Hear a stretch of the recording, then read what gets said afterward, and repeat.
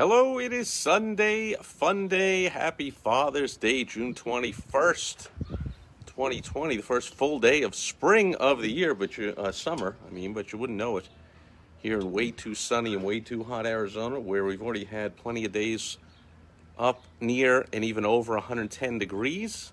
Today being no exception. Beautiful day for a dip in the old pool.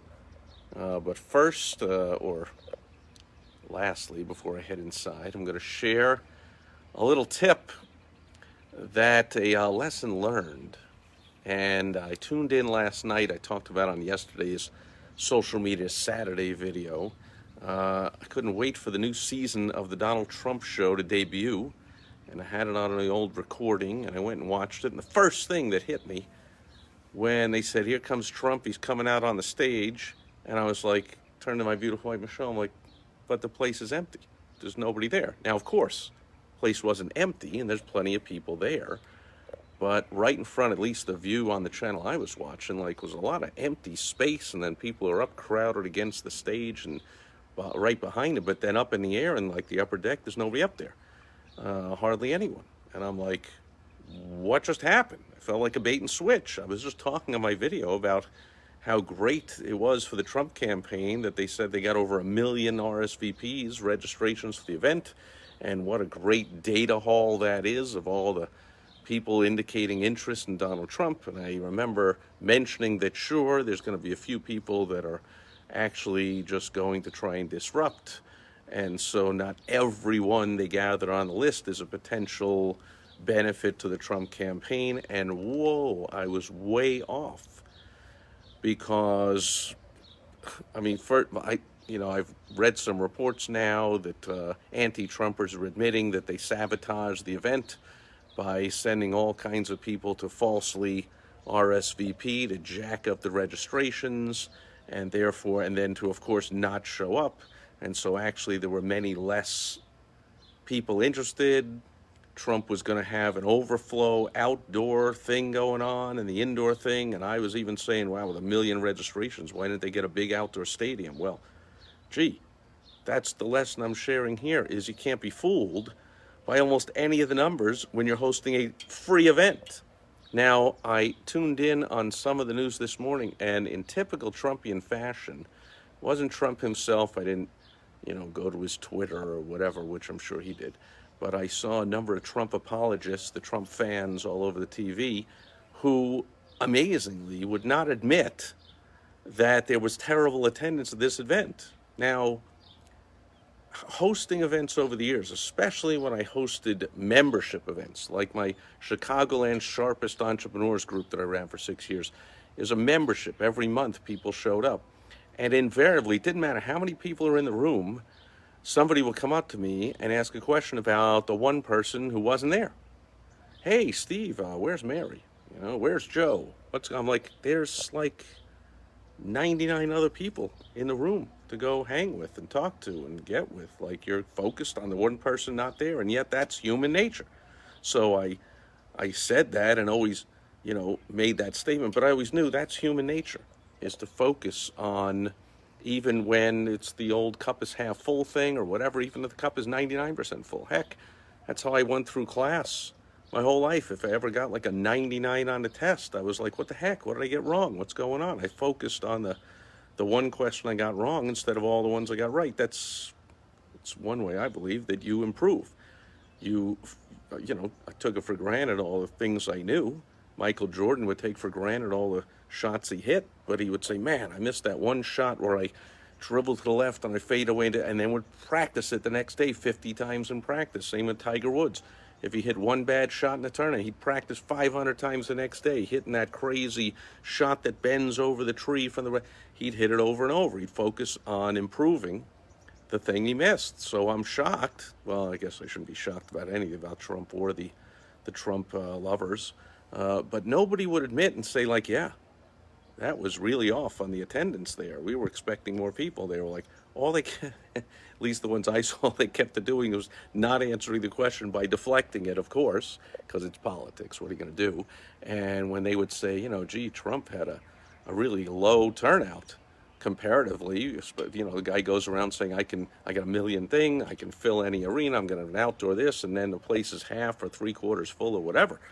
And they were like, well, yeah, but Joe Biden couldn't get many people to fill up his own garage. Okay, but that wasn't the question, right? So if people didn't show up to one of my events, and they go, hey, where is everybody? I thought you're great at promoting and filling the room and getting the butts and seats. I mean, I help lots of people do that for their events. I ought to be good at it, but not everybody hits a home run every time. And if I screw up, I don't remember ever saying, well, yeah, but there's another event somewhere across town with another guy who that's even more empty. I'm like, who cares? Who gives a crap? But I know it's politics and it is a one-on-one thing. So it does, I guess it somewhat matters, but it's not the question.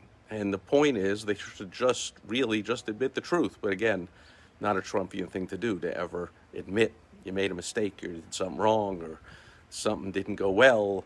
And all his acolytes and his surrogates or followers or lovers or whatever they all say, they're all on the same page. Must have gotten together and say, we are not going to admit that we screwed up, that there was anything wrong. We're just going to immediately deflect and talk about Joe Biden or something else. Phil Brakefield is here. Great seeing you. But the key, I'm like, maybe did they not realize it? Because the real reason is, and it's the title of this post, it was a free event. You live by the free event, you die by the free event. So if they would have said, like, let's take a sports team. A football team sells 50,000 season tickets and has 5,000 tickets that are at the box office for any given game. And then due to whatever, usually bad weather or a bad team, actually, like towards the end of the year and they're in last place and nobody's showing up anymore, you look and the stands look like they did for Trump last night. There's like half full or less. And people go, what's with the attendance? Well, if you read in the paper the next day, or paper, boy, I'm dating myself. You read wherever you read where the attendance is these days, probably immediately on the internet. It'll say, 50,000 people were there.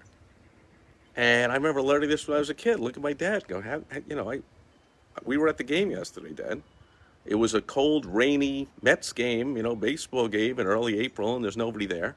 And they say the attendance is 22,800. How's that possible?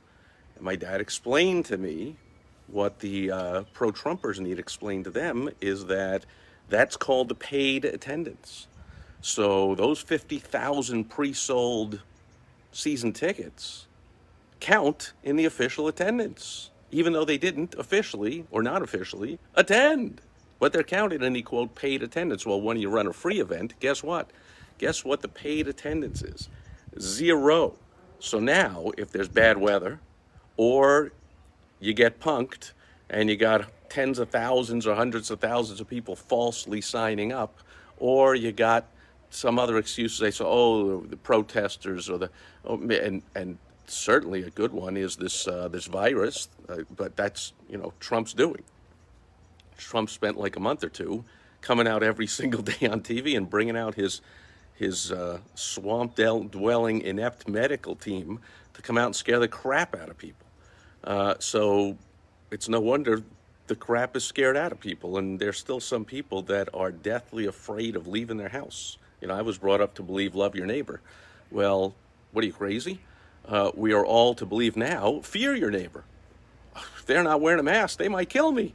If I go anywhere near them within 6 feet, they might kill me. I fear my neighbor. I refuse, of course, to live that way, but a lot of people do, enough to put a dent in the attendance at any event. And if there are no paid tickets, see, if that was a paid event last night for Trump, let's say he charged $100 a ticket, well, then he could have said, we sold out.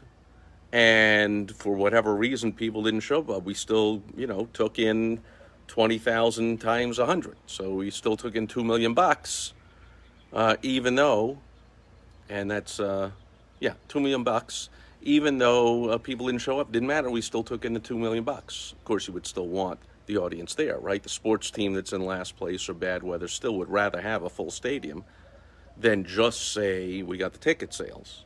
Not to mention, of course, they make money off the souvenirs and the concessions and the parking and all that, but they want the the ambiance, the root for the home team, which I could digress to what's happening this fall, or in NASCAR or basketball or any of these games that are about to be played with half or a quarter or no audience at all. The Belmont Stakes ran yesterday with no audience at all. I mean, it's kind of crazy. So it's not just a matter of how much money was taken in it. You want a full audience. And especially when you're running for president and you act like you are so popular that you can fill any stadium, and then the thing looks sort of empty on TV. But that's the curse of the free event, folks. So if you run a free event, I mean, the numbers differ for your relationship with however you got people there, however they signed up to be there, but you certainly can't count on 100% attendance. You likely can't count on 50% attendance. All the numbers got to be taken with a grain of salt, tested over time, but realize that if you run a free event, like the Trump rallies are free, there are so many ways that people are just not going to show up. So even if they meant to with every fiber of their being, real people, let's say he didn't get punked at all, and real people signed up and real people really wanted to go, and then they turned on the news an hour before and they saw the protesters coming, and they thought, well, every time there's protesters for the last few weeks, the rioters are not far behind, I ain't going. Especially since all the problem with Trump rallies usually happens on the way out, when it's dark, right? So people go in, it's daylight, everything's fine. People come out, that's when there have been trouble at Trump rallies. So that could one reason, they changed their mind last minute, or they could just say these protesters are blocking the road. They did that 5 years ago here in Arizona when Trump got he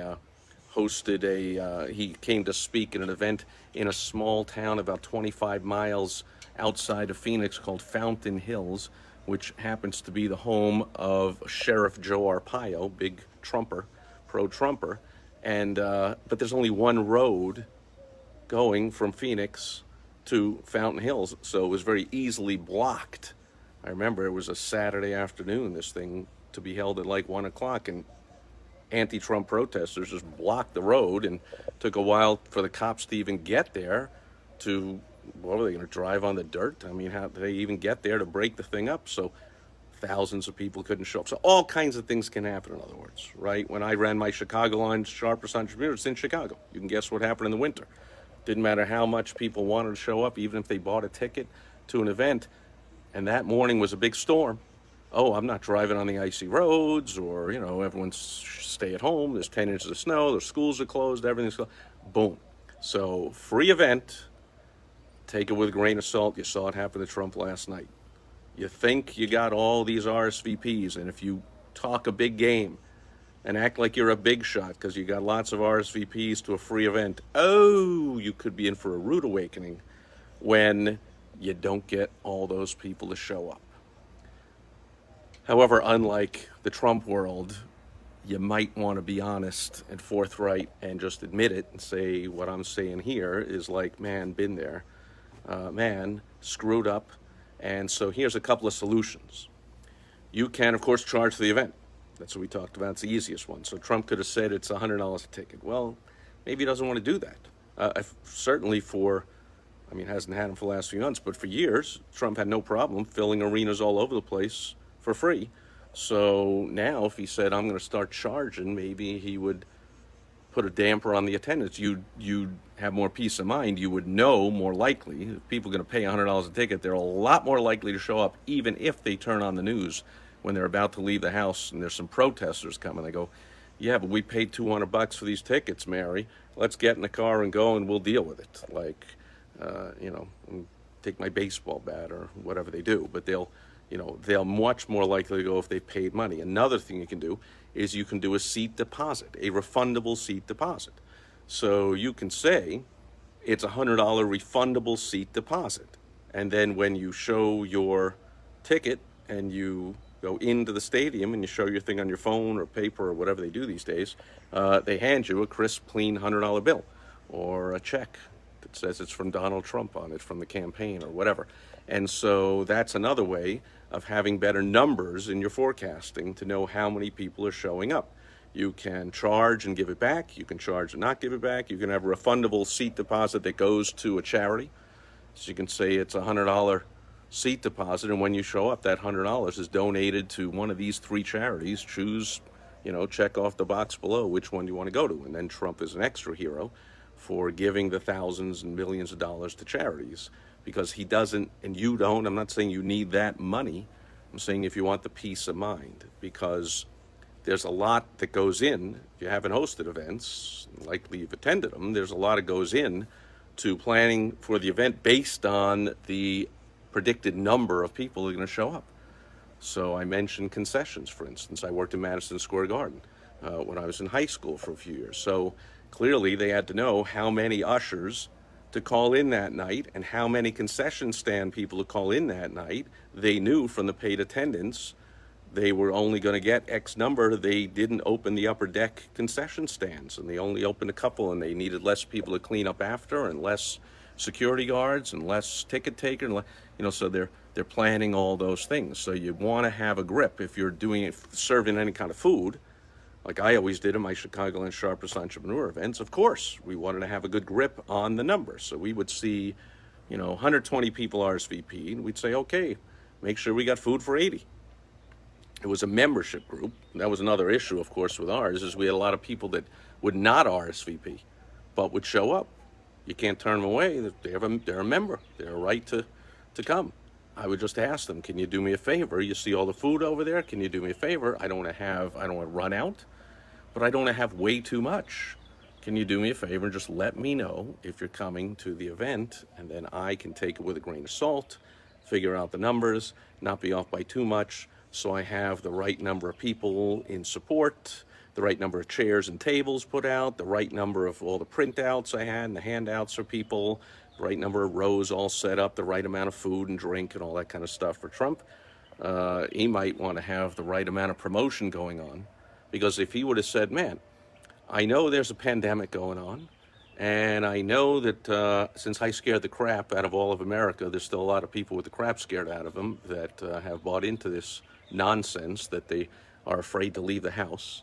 And so that's going to put a damper on it. And then I know protests are going to show up. We've certainly seen over the last few weeks, they're feeling their oats.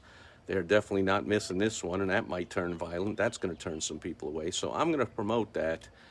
We got a 20,000 seat arena here, and we got plenty of RSVPs to fill it, but I'm guessing it might only be half full. And then when you set those expectations low, then if anything more than half people show up, now you can claim it as a victory. So now he could look at his favorite, the fake news back there. Boy, can I not do a Trump, thankfully.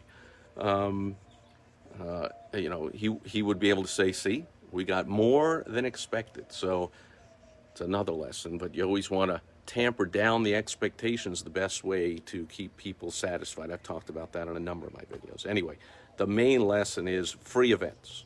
That was the real reason why there was low attendance at Trump's event yesterday, besides all the other factors, is it's a free event. People are less committed to attend a free event, and yet I didn't see Trump. I didn't look to see anything by Trump, but I saw some of his excuse-making, acolyte TV supporters, whatever they call them, the surrogates, come out, and not one of them would say, well, but, Mr. Questioner, it's a free event. So it didn't matter how many people we have signed up. You still don't know if people are going to show up. They can watch it on TV. It's broadcast on TV and it's broadcast over the internet. Another reason.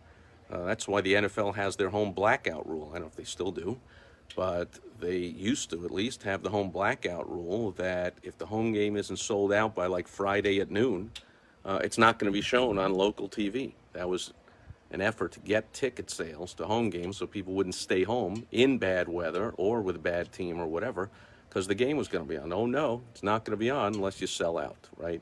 So it's another thing that could have been done. All right, let's go. I see some questions, comments, concerns. Bunch of people are here. Phil says, Phil should know, because Phil was a touring event support person for some of the greatest rock and roll music acts of all time.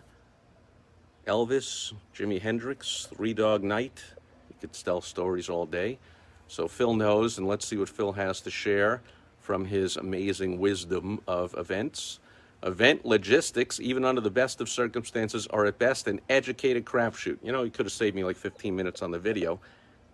if that's all I would have said. So on that note, couldn't have said it better myself. In fact, I just spent a lot of time saying it not as succinctly myself. Anyway, looking forward to and the other thing, by the way, just as an aside to this, my expectation, my excitement to see the Trump show after months of it not being on, I was disappointed. You know, Trump's a little rusty, if you ask me, and he was not in fantastic form, and it fell a little short. So, and maybe that was helped by not having the crazy full arena. However, to bring Biden back into the picture, that's the reason why Biden ought to get out of that basement at some point and stop just talking to 6 or 10 people at a time, because he's rusty. You saw that with Obama versus Romney, I think it was, in their first debate. Obama hadn't had anyone disagree with him in 4 years, and he got creamed in that first debate. And that, I think, is what we just see with Trump. Trump was way off his game, but he hadn't done one of these in months. So as he now gets going and gets on a roll, likely he'll be back to his old Trump self, and his campaign team will do a better job of weeding out fake registrations.